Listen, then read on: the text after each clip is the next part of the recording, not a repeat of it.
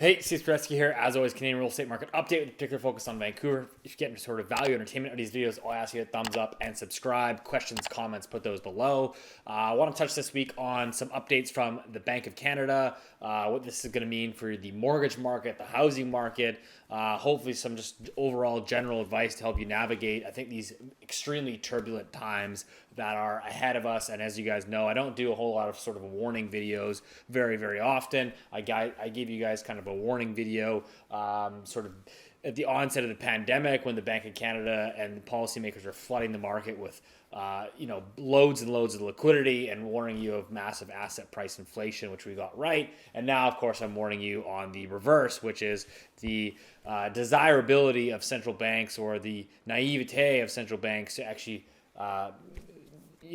navigate a soft landing here on when you have record debt levels. So, we had the Bank of Canada coming out this week, raising interest rates again, another 50 basis point rate hike. So again, keep in mind that these are the first sort of jumbo rate hikes that we've seen basically in 20 years. So we've now had back-to-back 50 basis point rate hikes. So you have the overnight rate at the Bank of Canada sitting at 1.5%. Now, if you remember, they peaked out in 2019 at 1.75%. So we're getting close to the last terminal rate. Now, keep in mind, when I say terminal rate, that's what the Bank of Canada basically calls where they see them sort of like ending and finishing off. And so right now they have their terminal rate set, or what they perceive to be, at about 3%. The market currently, the bond market is basically pricing in. They believe the Bank of Canada will have the overnight rate by 3% by the end of this year. So basically they're saying, listen, rates are at 1.5% today. They just raised them from 0.25 to 1.5% over the last couple months. So a very aggressive move. They will get up to 3% by the end of this year. So they're still calling for a doubling of interest rates. And so what does this mean for, obviously, not only the mortgage market, the housing market? How do you navigate this? This is extremely, extremely precarious times. But I think before we sort of get into that, I really want to flip to some of the Bank of Canada's comments. This is not from Tip Fackham. This is from the Deputy Governor at the Bank of Canada with the follow-up press conference following those 50 basis point rate hikes. So I want to clip to what I think are some very interesting comments right here. The last time we saw inflation like this, of course, was the early 1980s. We all know what was required to get rid of inflation at that time, a recession. Is that where we're headed now? Is there any way to get out of this inflationary episode without going into a recession? We certainly think so. It's a difficult balance. We're trying, like often in monetary policy, what you're trying to do is balance different aspects. And what we're trying to do now is trying to get that inflation, like our mandate is inflation. We have to get that inflation back to 2%. We'll do what's needed to get that aspect. We think that can be done by properly communicating to people what we're doing and how they take that into account. That given there's excess demand in the economy, we can kind of bring that down slowly and get back to the economy without kind of having to go into recession.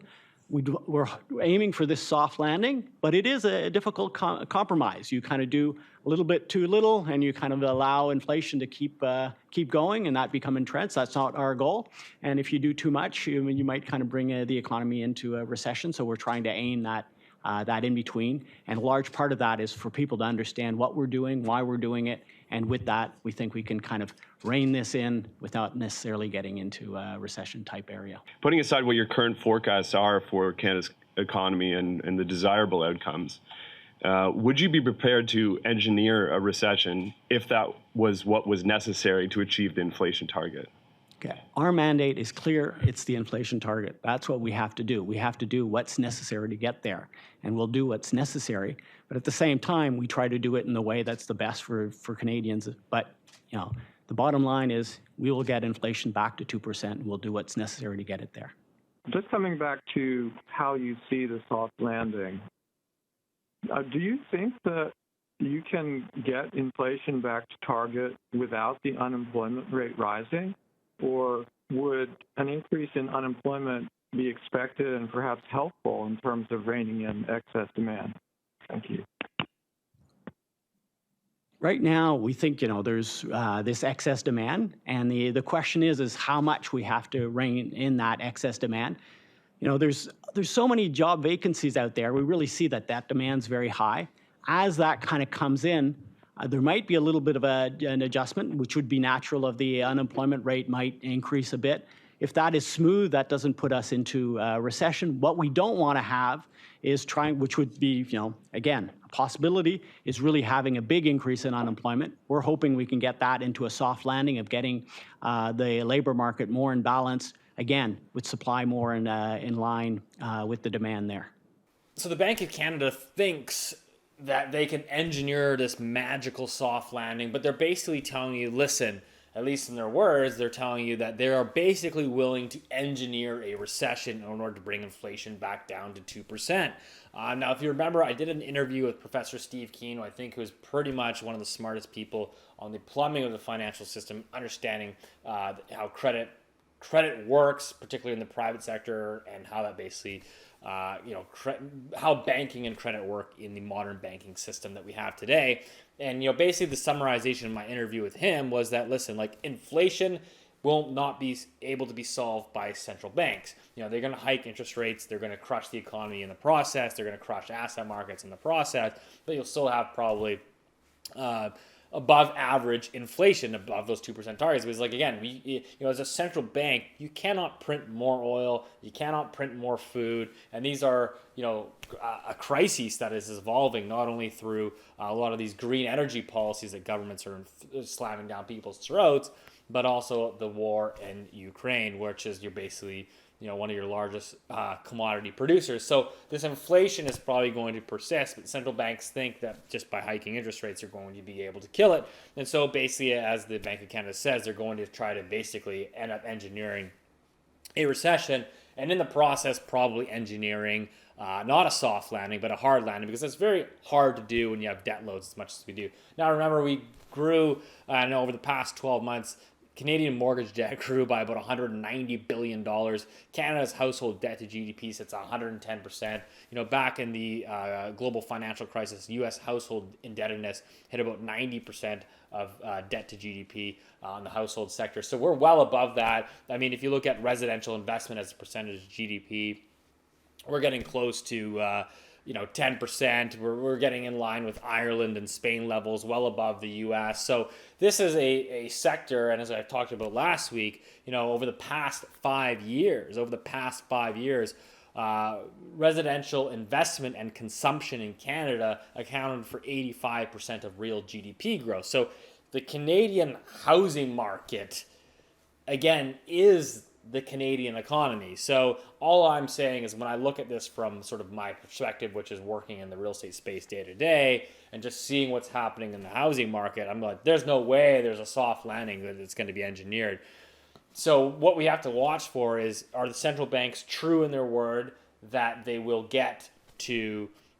actually engineer a recession and what will be a hard landing, or will they show their true colors and back off as they have in the past? Now, again, I think this remains to be seen, because inflation is obviously a challenging topic, so they might just end up pushing through. But kind of what I'm watching here is let's look at the most recent decline in parts of the market. So we're getting some of the May data, which we're going to discuss further. I'm actually doing a video next week with John Pasalis in Toronto, where we're going to do deep dives on the Vancouver and Toronto housing market. But let's look at some of the preliminary sales activity. Greater Toronto home sales down 39% year over year in the month of May.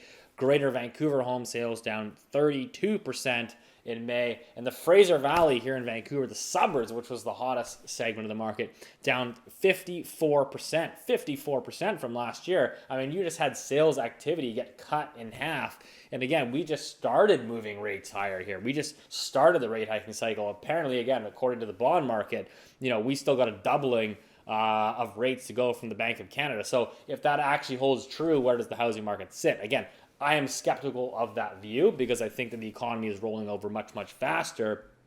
In fact, when we look at, soft landings from the Bank of Canada, I think all we have to do is look at not only the action of the stock market, but let's look at some of these large corporations that are coming out with some of these headlines in recent days and weeks. Elon Musk at Tesla saying bad things ahead, cut Tesla workforce by 10%. Jamie Dimon of JP Morgan Bank saying, hurricane just ahead. The list goes on. Amazon cutting their warehouse acquisitions.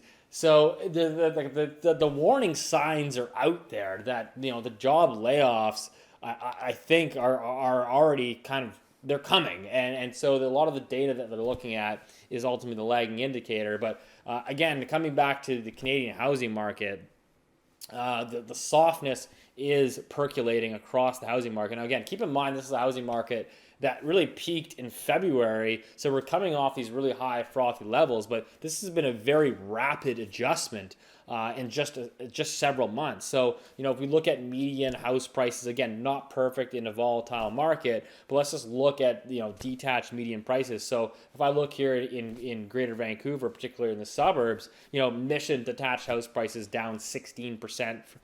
From the peak. Abbotsford off 14%. Surrey, North Delta down 13%. Langley negative 13%. Chilliwack negative 11%. East Vancouver detached down 10%. Coquitlam down 8%. So, we're basically looking at, again, if you just run a simple, comparative analysis, call up your local realtor and get them to run a comparative analysis on a property. Basically, you have a lot of these properties trading at 10 to 15% off their peak pricing back in February. Again, I know those prices were somewhat fictitious, but this is a very rapid pace of change. And what's most important is the complete drying up of sales activity, which is, again, going to ripple through into the knock-on effects of, okay, well, all of a sudden, the moving companies are less busy, the furniture companies are less busy, the home improvement companies are less busy, and that kind of just trickles and trickles on as we go through things. So that's kind of how I'm watching things playing out. Now, from the mortgage side, so we had a 50 basis point increase here. So basically what that did is for every $100,000 of debt that you have outstanding, that would increase, for example, your variable mortgage by about $25 per month. So again, if you're in, let's say, Vancouver, where it's not uncommon to have $1 million mortgage, all of a sudden you're looking at a $250 increase on your monthly payment, assuming you have a floating rate variable mortgage.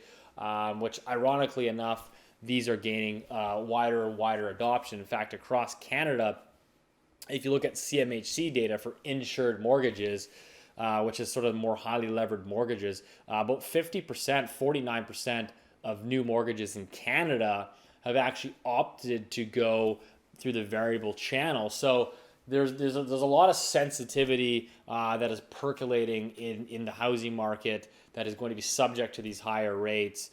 That, again, as these payments start to increase. Now, the one other thing that we've talked about in this channel before is that most of the people that have these rate holds, now keep in mind, most banks will hold rates between 90 to 120 days. So you have a lot of people that, for example, locked in rate holds back in February when rates were at, let's say 2.5%. Those rate holds are now expiring, and the new rate will be 4.5%. So what you've seen over the last 4 to 6 weeks is there have been buyers that have been trying to push through purchases because that rate hold is expiring. They're saying, well, listen, I've got a 5-year fixed mortgage here that I've got held at 2.5%. I'd like to buy something and secure not only a house but a low payment before if I don't close in this period, I'm now subject to a 4.5% 5-year fixed mortgage. And so a lot of those purchasers that will ultimately get pulled forward will basically cease to exist in the summer months ahead. So again, something will have to give. I think it's the housing market. I think it's the economy. I think that central banks, the economies today, when they're so highly levered, again, this is not the 80s when household debt to GDP in Canada was at like 60%. And again, you're at 110% of GDP.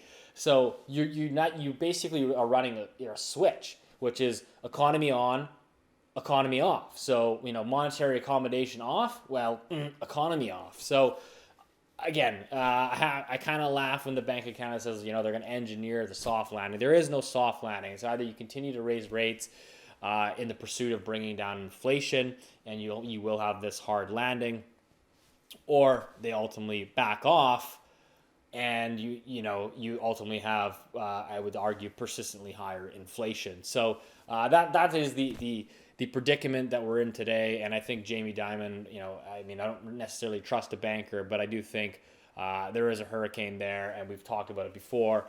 It is a time to, I think, set yourself up, set your family up here, be a little bit more liquid. There will be opportunities in the months ahead, as I think the policy error is coming. The policy error from the central bank was 12 months ago when they refused to raise rates, and the policy error will be tightening too fast, too hard, too quick, with the false notion that there will be a soft landing. So, as always, hope that helped. See you next week.